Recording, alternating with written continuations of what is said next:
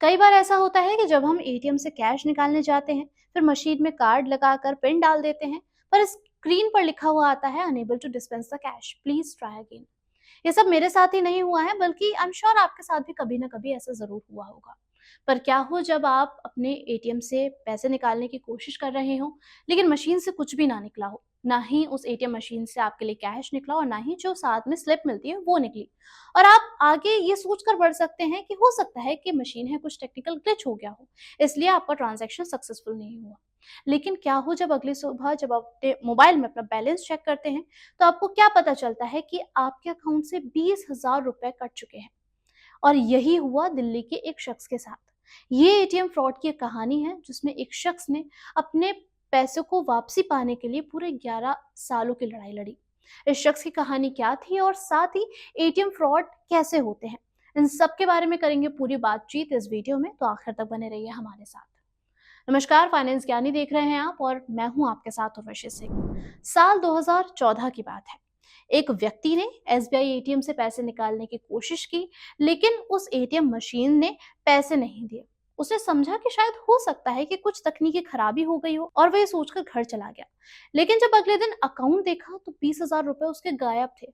अब आप सोचिए कि साल 2014 में एक आम आदमी के लिए 20,000 होना कितनी बड़ी बात हो जाती थी। किसी के 1 महीने की ये सैलरी भी हो सकती है, किसी बच्चे की स्कूल की फीस भी हो सकती है, और या हो सकता है ये किसी शख्स के घर का पूरा बजट हो। उसने तुरंत ही बैंक में जाकर इस पूरे मामले की शिकायत की।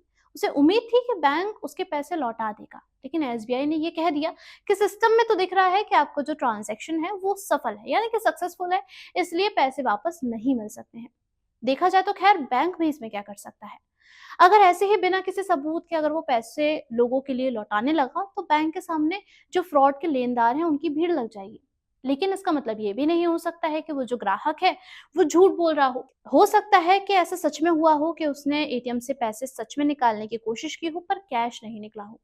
अब ऐसे में वो आदमी परेशान होकर बैंक से कोर्ट, कोर्ट से फिर बैंक के लगातार चक्कर लगा रहा था। लेकिन उसने अपनी हिम्मत नहीं हारी और इंसाफ के लिए कोर्ट का दरवाजा खटखटाता रहा। और यहीं से शुरू हुई एक लंबी लड़ाई, जो 11 सालों तक चली। कोर्ट के चक्कर, सुनवाई दर सुनवाई, बैंक के वकीलों की दलीलें, टेक्निकल रिपोर्ट्स, बैंक के सिस्टम के लॉ समेत तमाम चीजों से इस शख्स को जूझना पड़ा। लेकिन उस ग्राहक ने अपनी हिम्मत नहीं हारी और उसकी लड़ाई खत्म हुई दिल्ली स्टेट कंज्यूमर फोरम में। और अब जाकर 2025 में आखिरकार दिल्ली उपभोक्ता आयोग ने अपना फाइनल फैसला सुनाया है।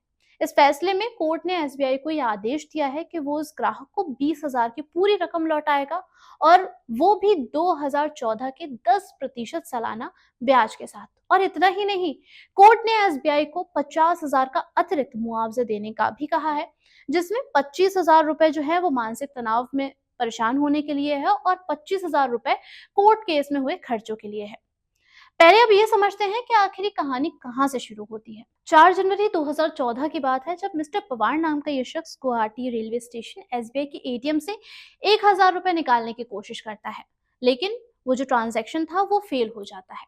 उन्होंने इंडियन ओवरसीज बैंक के एटीएम से 1,000 रुपए निकाले और दिल्ली जाने वाली ट्रेन में जाकर वो सवार हो गए। ट्रेन में बैठने के थोड़ी ही देर बाद उनके मोबाइल पर 3 एसएमएस आते हैं, जिसमें ये बताया गया कि एसबीआई डेबिट कार्ड से 1,000 रुपए, 20,000 रुपए और फिर से 1,000 रुपए, यानी कि 3 ट्रांजैक्शन किए गए हैं। ये देखकर उस शख्स के होश उड़ गए और दिल्ली पहुंचते ही उसने इस पूरे मामले की जो जानकारी थी वो 6 जनवरी को बैंक को दी, यानी कि शिकायत अपनी दर्ज कराई। खैर, एसबीआई ने 1,000 रुपए की जो रकम थी उसको तो वापस कर दिया, लेकिन 20,000 के ट्रांजैक्शन को बैंक ने सफल मानते हुए, यानी कि ट्रांजैक्शन सक्सेसफुल मानते हुए, पैसे लौटाने से साफ इनकार कर दिया। और जब उस शख्स ने सीसीटीवी फुटेज मांगा तो बैंक ने वो भी देने से इनकार कर दिया। अब इसके बाद उन्होंने 18 जनवरी 2014 को ऑनलाइन शिकायत की और फरवरी में जाकर बैंक में जाकर इस पूरे मामले का फॉलोअप भी लिया।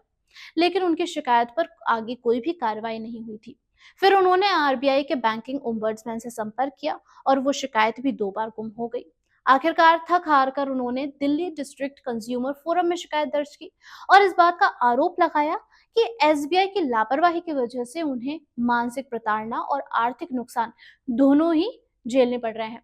साल 2017 में दिल्ली जिला उपभोक्ता आयोग ने उस शख्स के पक्ष में अपना फैसला सुनाया और एसबीआई को इस बात का आदेश दिया कि 20,000 की राशि 10% सालाना ब्याज के साथ वापस करें। साथ ही 5,000 रुपए मुकदमे के खर्च के लिए और 10,000 मानसिक प्रताड़ना के लिए भी देने के निर्देश दिए। पर एसबीआई ने इस फैसले को चुनौती देते हुए दिल्ली स्टेट कंज्यूमर कमीशन से अपील दायर की कि एसबीआई ने इस बात का दावा किया कि उस शख्स ने अपनी यात्रा के टिकट कोर्ट में पेश नहीं किए हैं और उनके एटीएम कार्ड से पैसे निकालने की बात जो है वो भी पूरी तरीके से गलत है। साथ ही एसबीआई ने यह भी कहा कि पवन ने डेली विड्रॉल लिमिट सेट नहीं की थी, मगर आयोग ने साफ कहा कि बैंक स्टेटमेंट इस बात का सबूत है कि सभी ट्रांजैक्शन उसी दिन गुवाहाटी रेलवे स्टेशन के एटीएम से ही हुए हैं।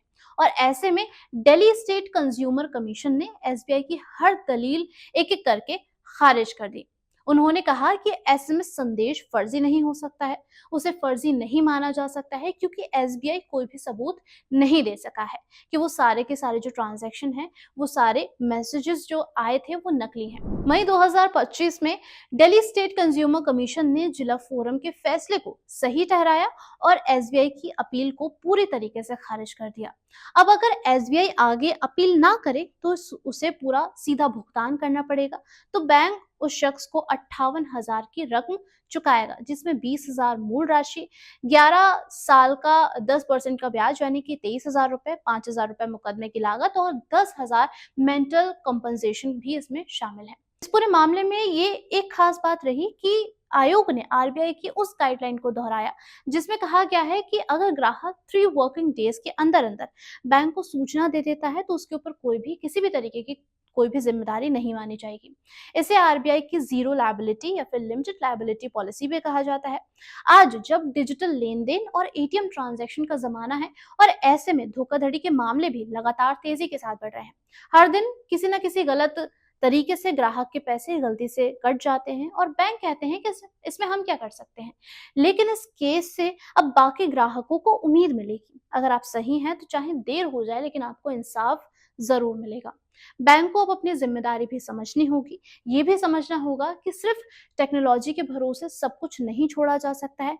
तो अगली बार जब आपके एटीएम से पैसे कट जाएं लेकिन कैश ना मिले तो आप सिर्फ बैंक की बात मानकर बैठ जाने की भूल बिल्कुल मत कीजिएगा। कानून का सहारा लीजिएगा क्योंकि इस देश का हर कानून हर ग्राहक के साथ खड़ा रहता है। और इस पूरे मामले में आपका क्या सोचना है, हमें अपना नजरिया कमेंट सेक्शन में जरूर बताइएगा। और साथ ही अगर आपने अभी तक फाइनेंस ज्ञानी को सब्सक्राइब नहीं किया है तो कर लीजिए ताकि पर्सनल फाइनेंस से लेकर स्टॉक मार्केट तक की सारी बारीकियां और सारी खबरें आप तक पहुंचती रहें। फिलहाल के लिए इतना ही, धन्यवाद।